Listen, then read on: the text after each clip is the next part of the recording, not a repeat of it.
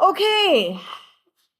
Intro to stoichiometry. If you find at any point that this was a complicated sort of a topic where you didn't understand it, there is a video here with another teacher who does a very good job explaining things, teaching it, so you can always look at that video should you choose to. Now, if you were okay with the concept of a mole ratio, this is nothing other than a mole ratio. But instead of saying what we did in the mole unit is we said, if you have, excuse me, H2O, if I wanted a ratio between the moles of water and the moles of hydrogen, sorry, I've got something tickly in my throat, and the moles of hydrogen atoms, tell your partner what those are while I get myself a little drink of water here. Yeah, 1 mole per 2.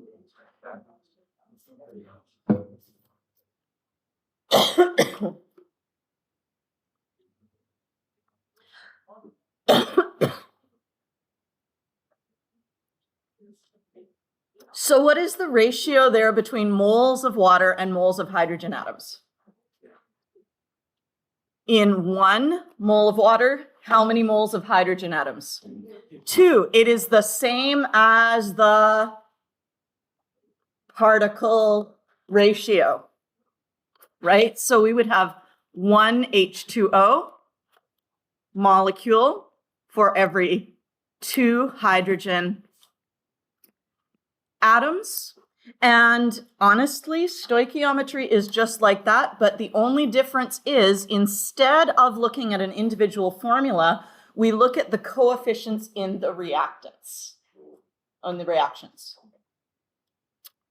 So let's go take a look at a reaction. And we've got a little picture here.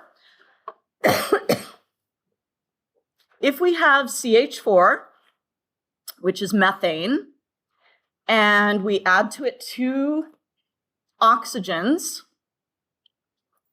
we end up getting CO2 plus 2 water molecules. Do you see how the number of oxygen atoms stay the same? How many oxygen atoms in the reactants? The oxygen atoms are red. 4, yes? How many oxygen atoms in the products? 4. How many carbon atoms in the reactants? Carbon is black. In the reactant. 1. Just 1, and in the products? 1. Now, it's a little hard to see here, but you can see there's a white one here.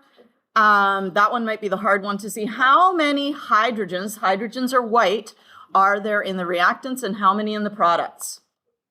4 in the reactants and 4 in the products. So this is a balanced chemical reaction, and we balanced it by having 2 oxygens and 2 water molecules. Okay, what kind of reaction is this? What category?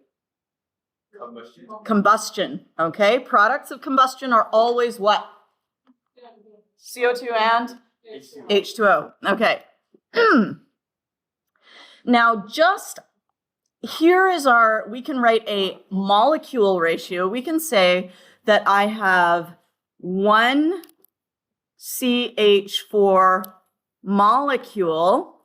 For every 1 CH4 molecule that reacts, how many oxygen molecules need to also react?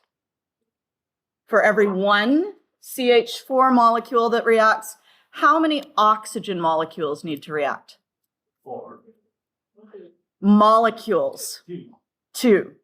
Okay? Because we have a 1 to 2 ratio. Okay, we could do the same thing. I could say if I gave you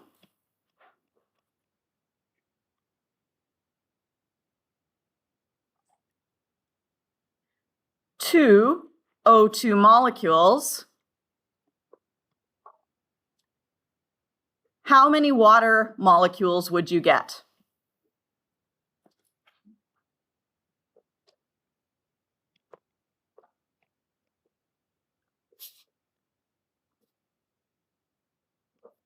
So if I were to give you two O2 molecules, how many water molecules would you get? Two. So we could also write a ratio, and we could say that we have two H2O molecules for every two O2 molecules. And for every single one of these things, we can write a ratio. We could write a ratio of methane, CH4 to CO2. We could write a ratio of CH4 to H2O. If we did CH4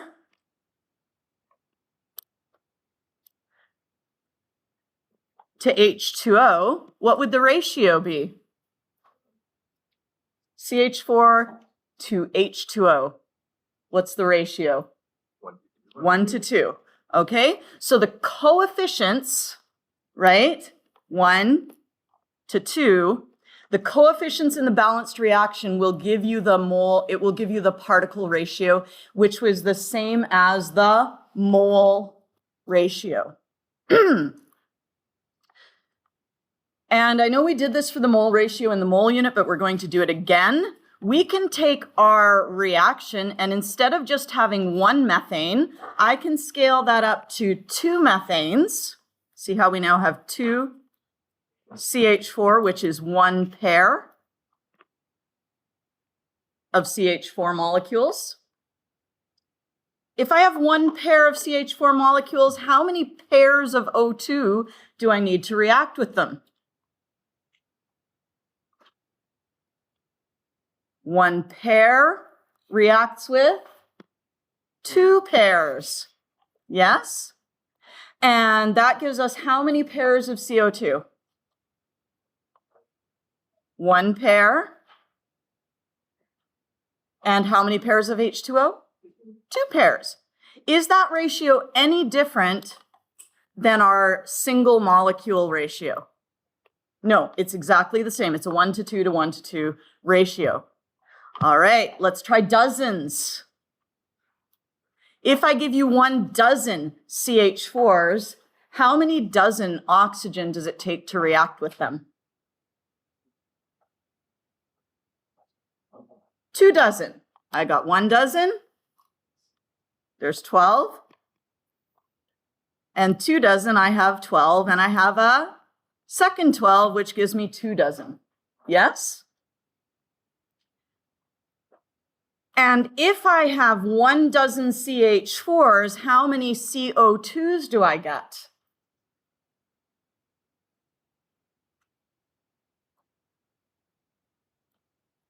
So if I have 1 dozen CH4s, how many dozen CO2s do I get?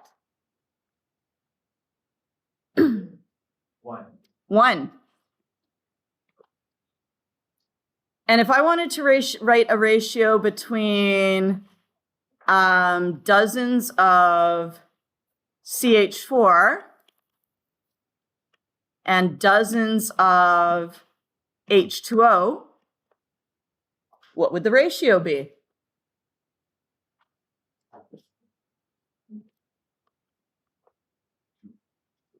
CH4, what number goes in front of one of dozens of CH4? 1. 1. And what number goes in front of dozens of H2O? 2. 2. Okay, and where did those numbers come from? They came from 1 CH4 plus 2 O2 gives 1 CO2 plus 2 H2O. And in fact, we don't have to stop at dozens. We won't stop at dozens. We will scale this up to moles, but I'm not going to draw a mole of particles for you because we would use up all the paper in the universe doing that. Yes? Okay. So we can write 1 mole of CH4, right? We got 1 CH4 for every 2 moles of oxygen.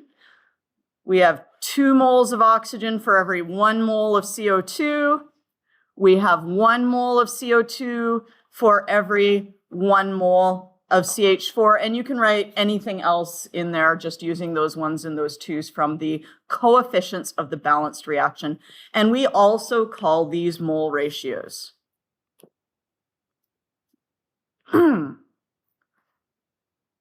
So now the next equation, this is N2 plus, so we have a 1 in front of our N2. We have 3H2, and we have 2NH3. You'll notice if we are looking at molecules, what's the ratio? 1, 2, 3, 2, 2. We have a 1, we have a 3, and we have a 2. Now, if we take the 1 and we multiply by 6.02 times 10 to the 23, we'll get 1 mole, yes? Okay. If we take 3 and we multiply by 6.02 times 10 to the 23 molecules, we will get 3 moles, yes? Okay, so we have 3 moles.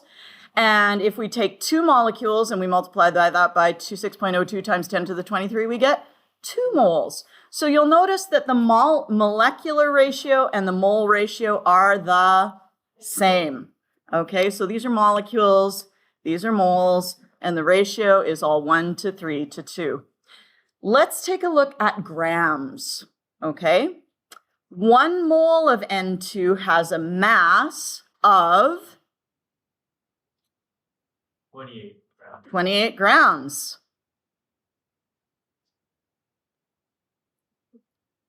Let's find a different color here. There we go. 28 grams.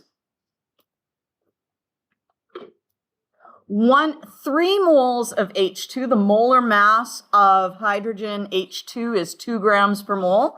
So we have 3 moles times 2 grams per mole is 6 grams. So we have 28 grams to 6 grams. And then NH3, we have nitrogen. It has a molar mass of 14. Hydrogen has a molar mass of 1. So 14 plus 3 is 17. If we have 2 moles of that, that gives us 34 grams of NH3. Each of those numbers is divisible by 2. So our smallest ratio between grams is 14 grams to 3 grams to 17 grams. Is that the same as the mole ratio?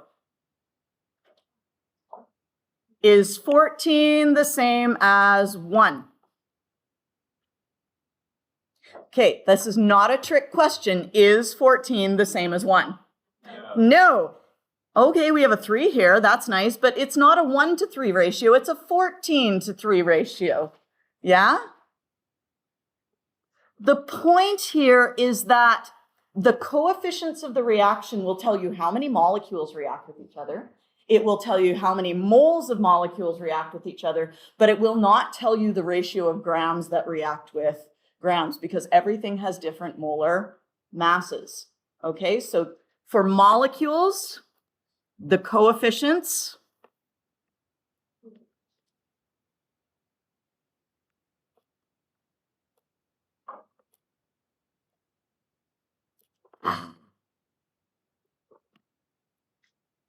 yes, they give you the ratio. For moles, the coefficients, yes, they give you the ratio. So far, so good? For grams,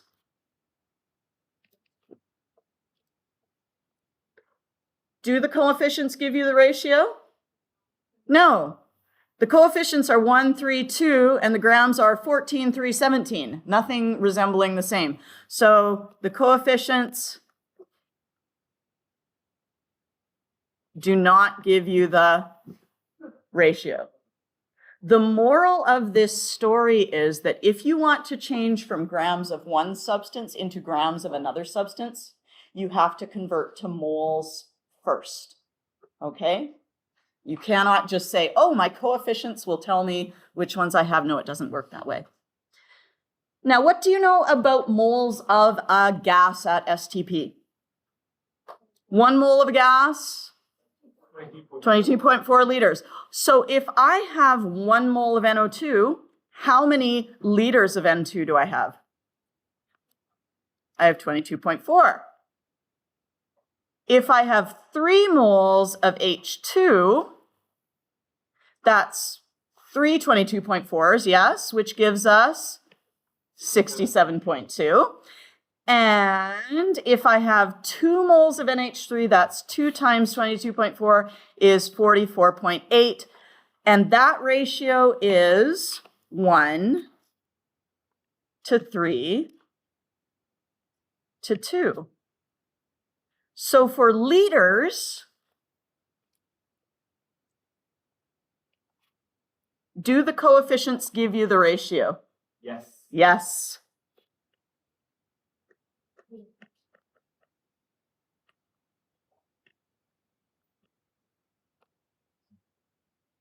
So the only one it doesn't work for is grams. Alrighty? It also won't work for liters of a solution. Okay, it'll only work for liters of a gas. So when in doubt in the stoichiometry unit, convert to moles. Whatever number I give you, if I give you grams, convert to moles. If I give you molecules, convert to moles. If I give you liters of solution, convert to moles. Whatever I give you, convert it to moles. Okay? Now, to be honest, if you wanted to go all the way from molecules to molecules, do you need to go through moles in the middle? No. If you want to go from liters to liters of a gas, do you need to convert to moles? No. But if you wanted to, you could, right? Like if it's just easier for you to be like, I always convert to moles first. If you have trouble remembering when to do it, you can always convert to moles first, but up to you. So we're going to do a few quick little mole-to-mole calculations. First of all, I would like you to take a look at this reaction, balance it, and then tell your partner what type of reaction it is.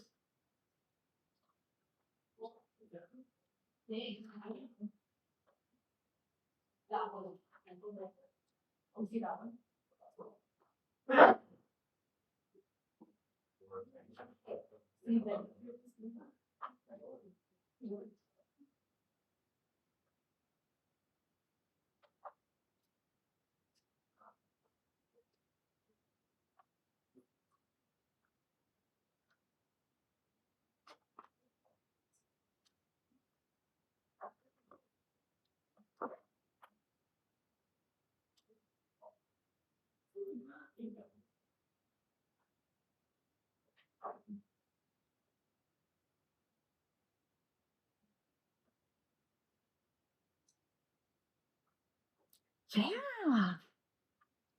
It's just like counting backwards, isn't it? What did you guys get? 432.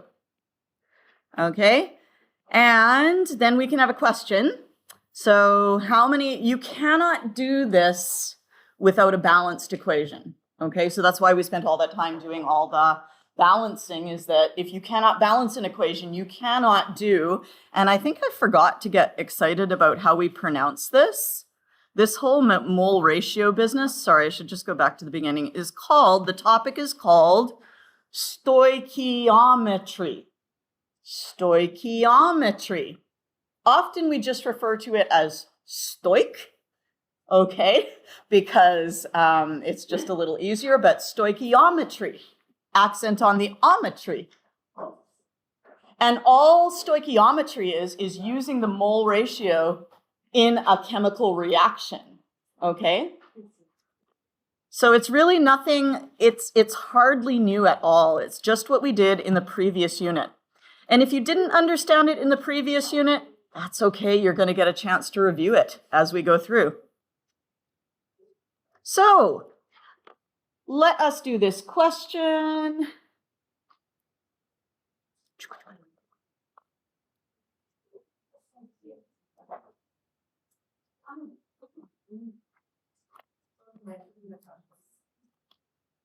How many moles of aluminum oxide will be formed from 17 moles of aluminum reacting?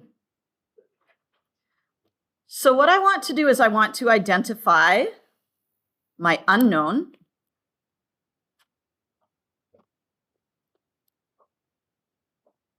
And I want to identify my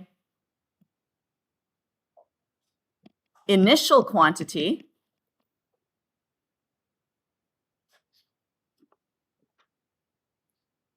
And I'm going to make myself a little map here.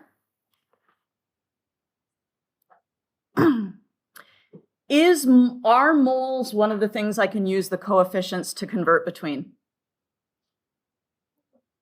For moles of A, that's supposed to be an A, it looks like an R. Try to pull, okay. If I go from moles of substance A to moles of substance B, is that something I can do with the coefficients? Yes. So coefficients, yes. So it's going to be a one-step problem, all right? So we want to start with 17 moles of aluminum, so 17 moles of aluminum, and we want to convert to moles of aluminum oxide, which we have right here, so that's moles of Al2O3. So we don't know how many moles of Al2O3, but we're starting with 17 moles of Al. This is going to be a one-step problem. What unit do we need to cancel? Moles of Al. What do we need to find? Moles of Al2O3. And where do we find the numbers here for our mole ratio? They come from the coefficients. Okay, so let's go look at our coefficients. What is the coefficient of Al2O3? 2. And what is the coefficient of Al? 4.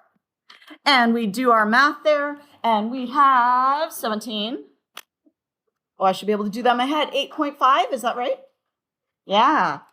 Okay, so that's going to be 8.5, and my moles of Al cancel with my moles of Al, and I am left with moles of Al2O3. Okay? Is good? And that's it for this, little worksheet, but we'll do another example just to make sure we feel good about it. How many moles of oxygen are needed to react with 23.8 moles of aluminum?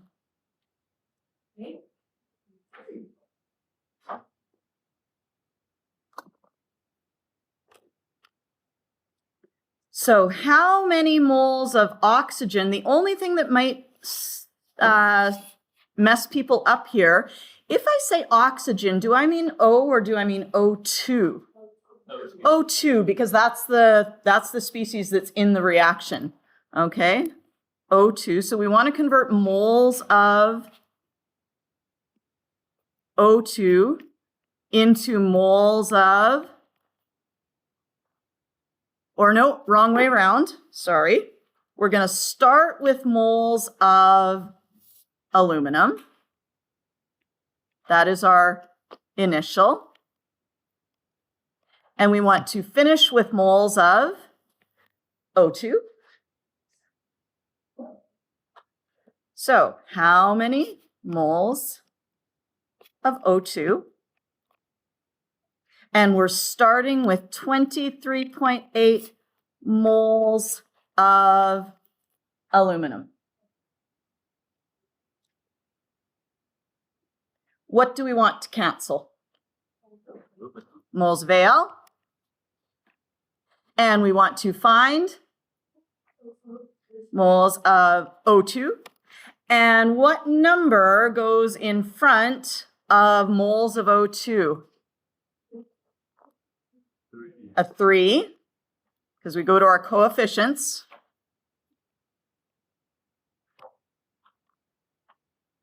And what goes in front of the Al? A 4. And our moles of Al cancel out. We have 23.8 times 3 divided by 4 is 17.85. Am I done? No, what am I missing from this question? I'm missing units and sig figs. So I need to round that to 17.9.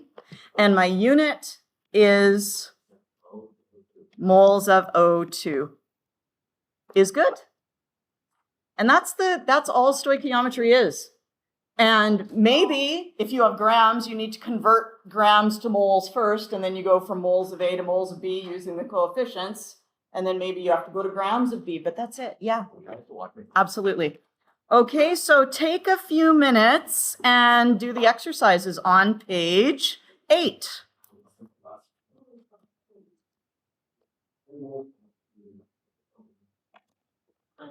There is an event at Burn Creek that Okay. has 8 in, so Yeah. can I leave about like 15 minutes? Of course. Yeah, no problem.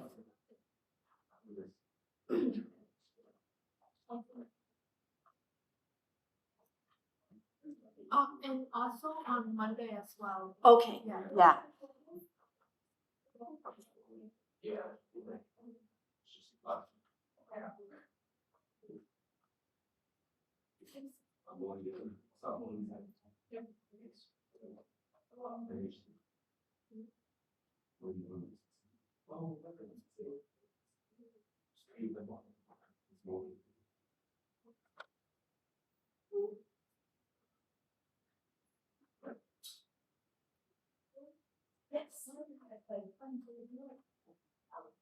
That's okay.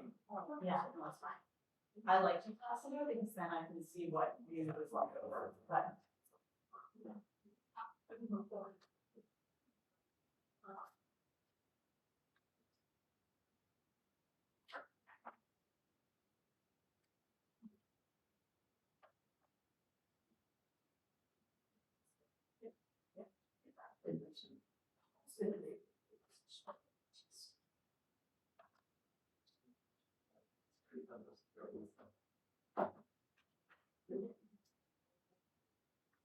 yeah. Write it there. I'll just let you know. You write moles and then subjects. Yeah. No big deal. I wouldn't mark it wrong, but it's more usual to write whole age group.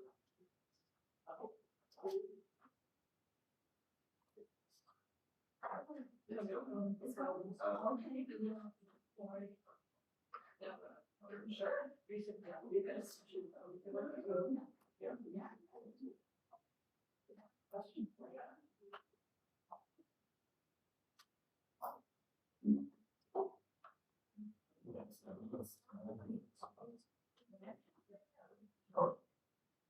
Okay.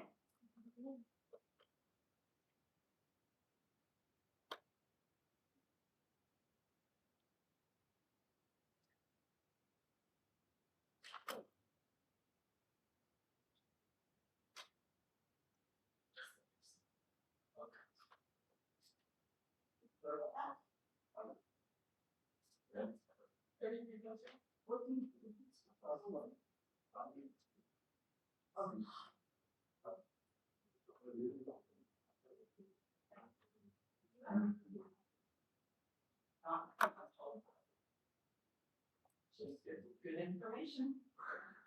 Okay. So if you want to, you can talk to your counselor for that. Yeah.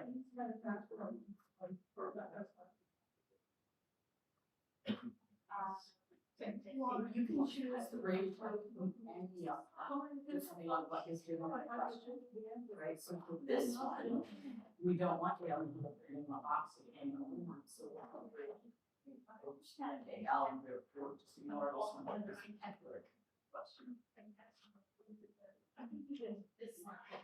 So what we'll do is we'll say, what is my molecular pressure? Constant. Aluminum, and I can get a ratio of those two substances. Is anyone else laboring under the assumption that you have to have a Science 12 to graduate? You know you don't, right? Just in case. Sometimes people end up signing up for a course. And they end up unhappy.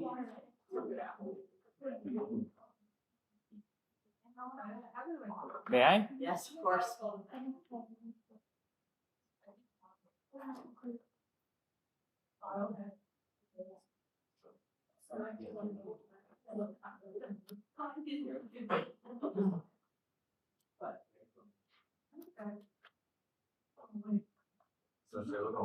Yeah.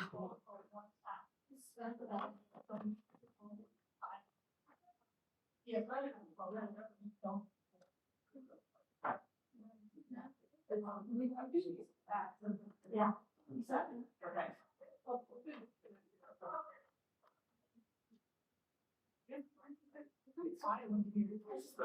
Yes. Yes, of course. Help yourself.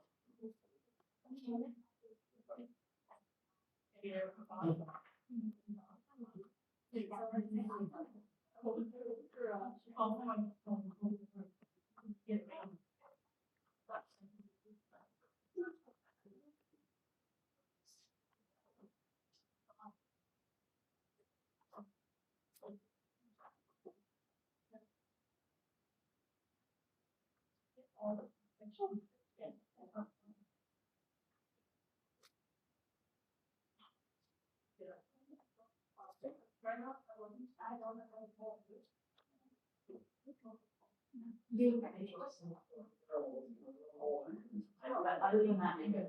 Okay?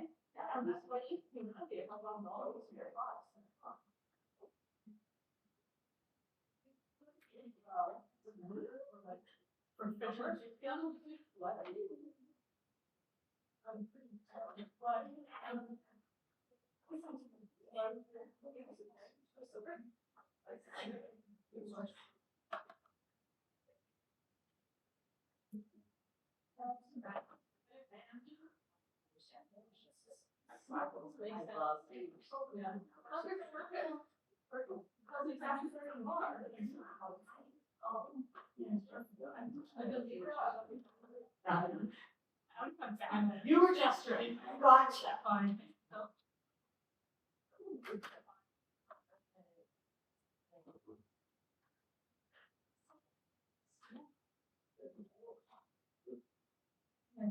Mm-hmm. Okay, folks, I'm going to interrupt you. So if you did not finish that, that will be part of your homework this weekend, but we also need to, before today is over, finish talking about carboxylic acids. So you can do some review over the weekend, because guess what's coming up on Tuesday? A quiz on all the reactions and the balancing, yes? What's the test? When's the test? The test is going to be in the last week of school, and it's going to, and so basically your comment is not going to involve very much about stoichiometry, but it will be in your grade. Because what I'm going to do is I'm going to write your comments ahead of time, but I got to just mark your test, get the mark in, and then publish my marks on Friday. Wah! Crazy. Okay, so we'll fit in a little lab in there at the very end of the week. Okay. Can I help the grades too? Sure. Oh no. It'll just be like for like happy grades though, right? Happy grades. Okay. Okay. Do you guys remember what a carboxylic acid / organic acid looks like? Like what the atoms are in it? Got like a C. There's a C, there's an O, and there's an O, and there's an H. And then over on the other side, what do you probably have? some carbons and some hydrogens. I'm just going to draw one carbon with some hydrogens on it, but you could have many of those. You do not need to be able to draw this. However, I might ask you to label, given a picture, label the acidic hydrogen. Now, in order to label the acidic hydrogen, you need to understand what it means when we say acidic hydrogen. So discuss with your neighbor, see if you can remember what acidic hydrogen means.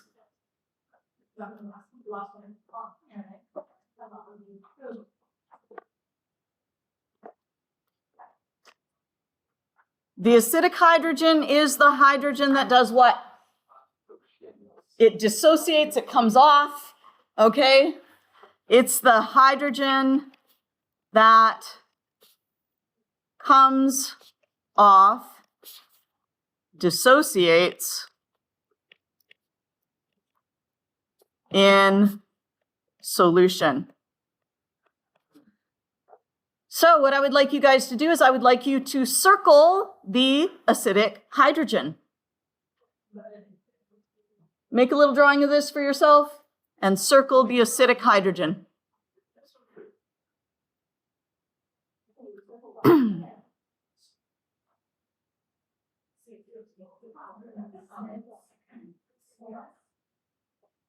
Yes.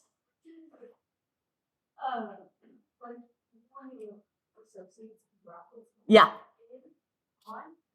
In solution.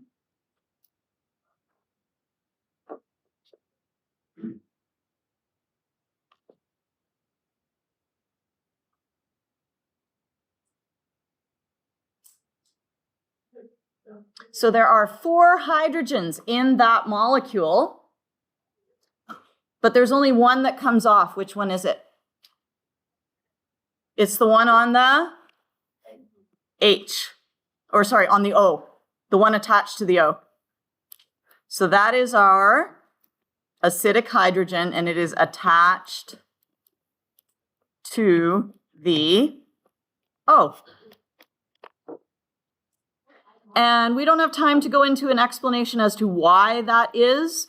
I will just briefly mention, if you are interested, oxygen has a high electronegativity. That means it pulls on electrons really strongly. So what it will do is it will pull on the electrons in this bond, and it will rip them away from the hydrogen. And what you'll be left with is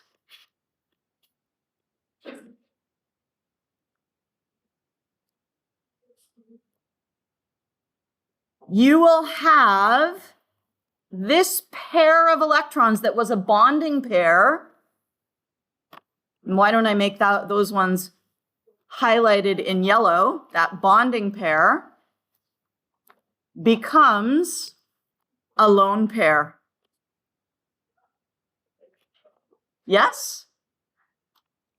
And this becomes a negative ion, and what comes off is an H plus. Is good? Like I said, you don't need to be able to draw this. All right, this is just so that you know what the heck is happening when we put these together with bases. All right, so let's go back then over here, and you can see, guess which hydrogen came off? This is on page 89 in your blue book.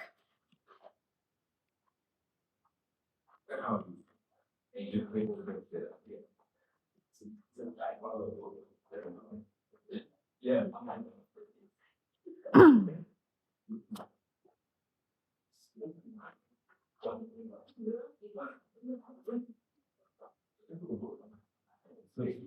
Page 89, 89.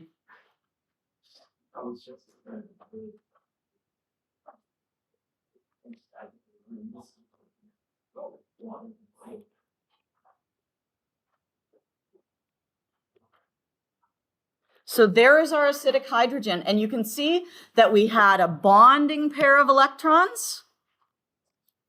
I don't know, do you guys remember? A line represents how many electrons? 2 electrons.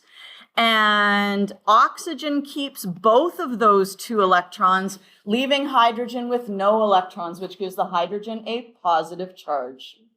Okay?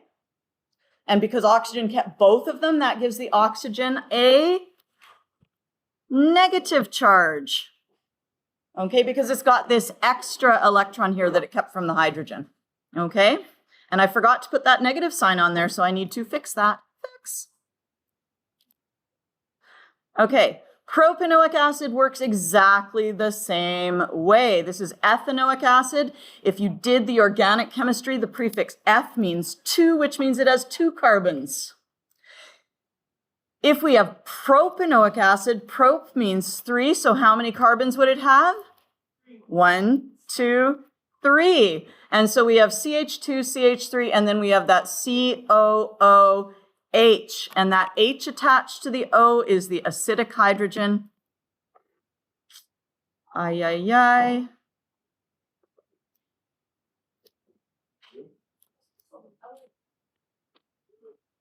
And that's the one that comes off. Okay? And next year you'll learn, if you're taking Chem 12, you'll learn all about these little equilibrium arrows, but we won't worry about it for now. Okay? You can just ignore it. Neutralization.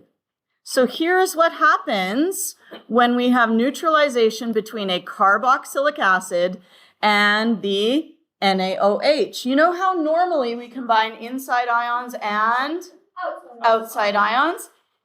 It doesn't work because in the carboxylic acid, this is our positive ion and this is our negative ion. Sodium is the positive ion and OH is the negative ion. So inside and outside doesn't work here because we have switched the order in the carboxylic acid. It's the only type of compound where we put the positive ion last. Okay? So you get to do positive ion plus negative ion.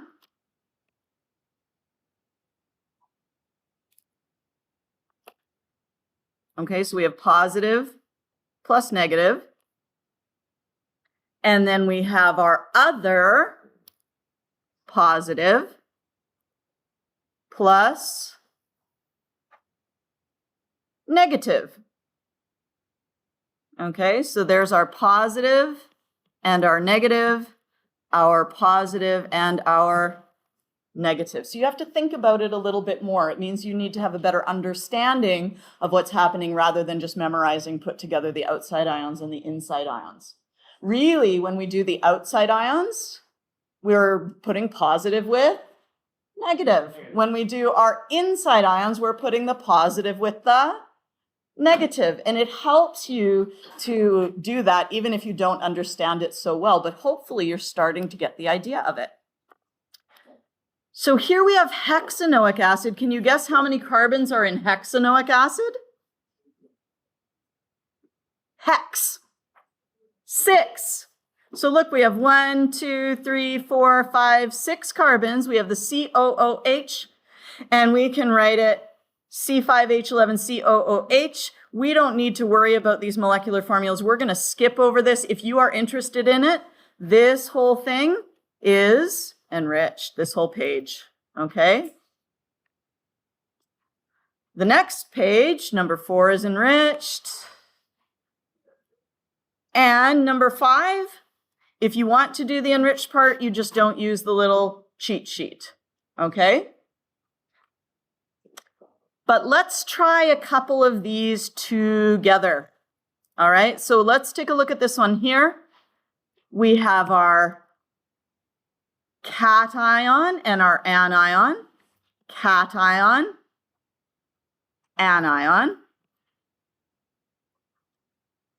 Make sure your positive goes with your negative and your positive goes with your negative. So the cation is positive. It's going to get together with the anion, which is negative. So H and OH go together. What do H and OH make? They make H2O, or if you prefer, you can write it as HOH. You don't have to, that's only if it makes it easier for you to predict the products in balance. Okay, either way though is fine. Now, we also have our cation and our anion. Calcium is 2 plus, CH3 COO minus is our anion, and it's got a 1 negative charge. So how many CH3 COOs do we need? 1. 2 of them to balance the calcium's 2 plus charge. All right, and then you need to balance the reaction. We have 2 hydroxides, right? That means we need 2 hydrogens, yes? And that will give us 2 waters. Remember, you can do that in neutralization reactions. Just say, oh, I need my hydrogens and my hydroxides and my waters to all be the same. Yes? Your chart of what? Oh, your ion chart? Or what other chart? Oh, the organic cheat sheet? That one? You can have that one. I don't know what you're talking about. Okay, why don't I come back and you can try and show me? Does that work? Later? After? Okay, we'll check on it, okay? So now, yeah, if you are given this, you can use your organic cheat sheet, okay? So for the rest of the period, you are going to work on pages 91 and 92, okay?